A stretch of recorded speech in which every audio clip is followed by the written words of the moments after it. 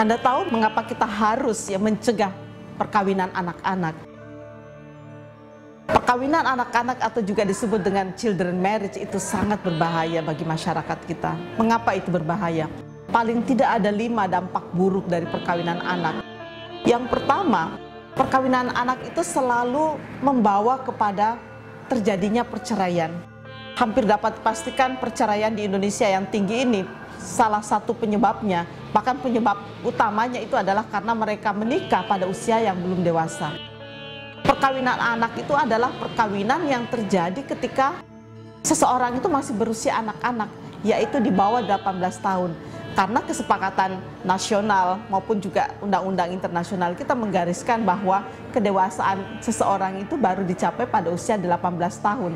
Karena itu perkawinan yang terjadi di bawah 18 tahun itu disebut sebagai perkawinan anak-anak. Masalahnya adalah undang-undang perkawinan kita masih menggariskan minimal usia perkawinan bagi anak perempuan itu adalah 16 tahun. Sebetulnya undang-undang perkawinan kita ini menyalahi ketentuan nasional kita mengenai hak anak dan juga ketentuan internasional mengenai usia anak-anak. Karena itu negara mengizinkan perkawinan di bawah 16 tahun itu sama dengan negara mengabaikan prinsip-prinsip pemenuhan hak-hak anak yang amat penting.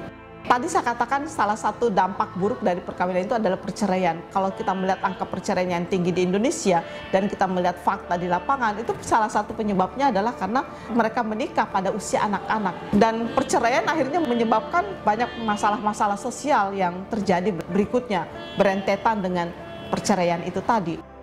Dampak buruk yang kedua itu adalah karena perkawinan anak itu banyak menimbulkan persoalan domestic violence dalam rumah tangga. Mengapa itu terjadi? Karena mereka masih anak-anak.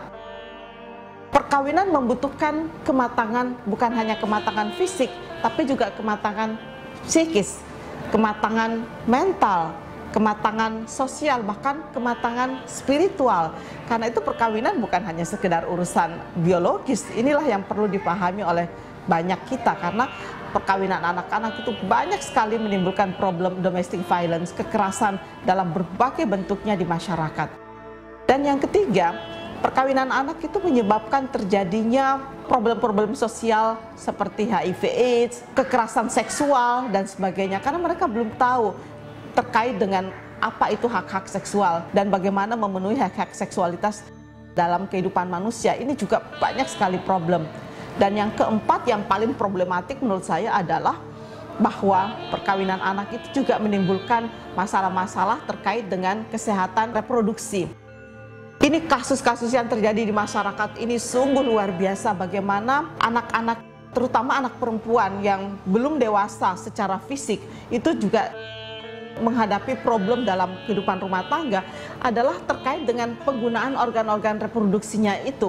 Mengapa? Karena usia anak itu masih usia yang belum dewasa dan itu diikuti juga dengan ketidakdewasaan atau ketidakmatangan organ-organ reproduksinya.